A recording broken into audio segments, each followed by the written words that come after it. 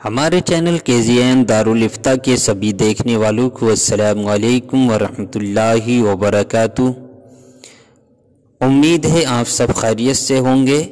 دعا ہے اللہ تعالیٰ آپ سب کو ہمیشہ خوش رکھے، دین و دنیا کی دولت سے مالا مال فرمائے۔ دوستو، آج بات کریں گے سورہ بقرہ کی آیت نمبر 80، 81 اور 82 کے تعلق سے۔ ان کا ترجمہ اور ان کی تفسیر بیان کریں گے۔ اس سے پہلے کہ آپ سے اپیل ہے کہ آپ اگر ہمارے چینل پر نئے آئے ہیں تو چینل کو سبسکرائب کر لیں، ویڈیو کو لائک کر دیں، اپنے دوستوں تک شیئر کر دیں۔ آج شروع کرتے ہیں۔ بسم اللہ الرحمن الرحیم۔ اللہ تعالیٰ سورہ بقرہ کی آیت نمبر 80 میں ارشاد فرماتا ہے، وَقَالُوا لَن تَمَسَّنَا النَّارُ إِلَّا أَيَّامًا مَّعْدُودَةً قُلْ أَتَّخَذْتُمْ عِندَ اللَّهِ عَهْدًا فَلَن يُخْلِفَ اللَّهُ عَهْدَهُ أَمْ تَقُولُونَ عَلَى اللَّهِ مَا لَا تَعْلَمُونَ۔ ترجمہ، اور بولے ہمیں تو آگ نہ چھوئے گی مگر گنتی کے دن، تم فرما دو کیا خدا سے تم نے کوئی عہد لے رکھا ہے؟ جب تو اللہ ہرگز اپنا عہد خلاف نہ کرے گا، یا خدا پر وہ بات کہتے ہو جس کا تمہیں علم نہیں۔ صاحب تفسیر اس آیت کے تحت لکھتے ہیں، لن تمسنا النار، ہمیں تو ہرگز آگ نہ چھوئے گی۔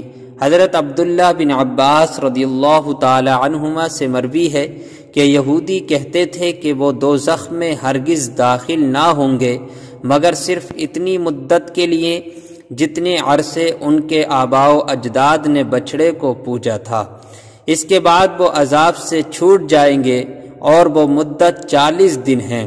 بعض یہودیوں کے نزدیک 7 دن ہیں۔ اس پر یہ آیت کریمہ نازل ہوئی۔ چنانچہ اس آیت اور اس کے بعد والی آیت میں فرمایا گیا کہ اے حبیب صلی اللہ تعالی علیہ وسلم، تم ان سے فرما دو کیا تم نے اللہ تعالی سے کوئی وعدہ لیا ہوا ہے کہ وہ تمہیں چند دن کے لیے ہی جہنم میں ڈالے گا؟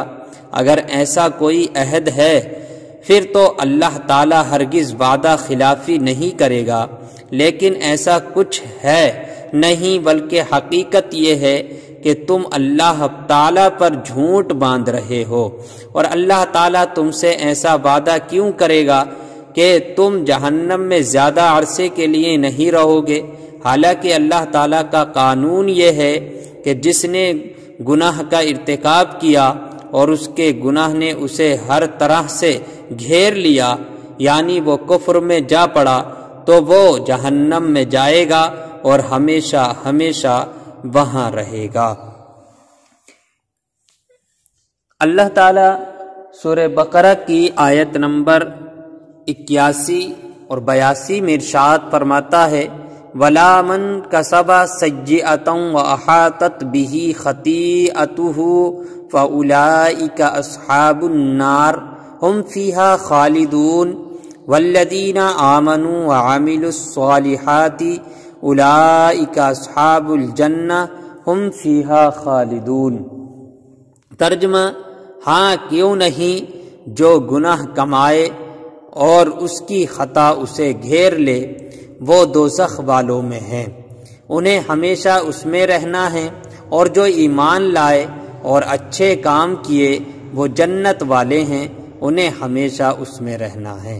صاحب تفسیر اس آیت کے تحت لکھتے ہیں، وَلَا مَنْ كَسَبَ سَيِّئَةً وَأَحَاطَتْ بِهِ خَطِيئَتُهُ، کیوں نہیں جس نے گناہ کمایا اور اس کی خطا نے اسے گھیراؤ میں رکھ لیا۔ یعنی اس آیت میں گناہ سے شرک اور کفر مراد ہیں، اور احاطہ کرنے سے یہ مراد ہے کہ نجات کی تمام راہیں بند ہو جائیں اور کفر و شرک ہی پر اس کو موت آئے، کیونکہ مومن چاہے کیسا بھی گناہگار ہو، گناہ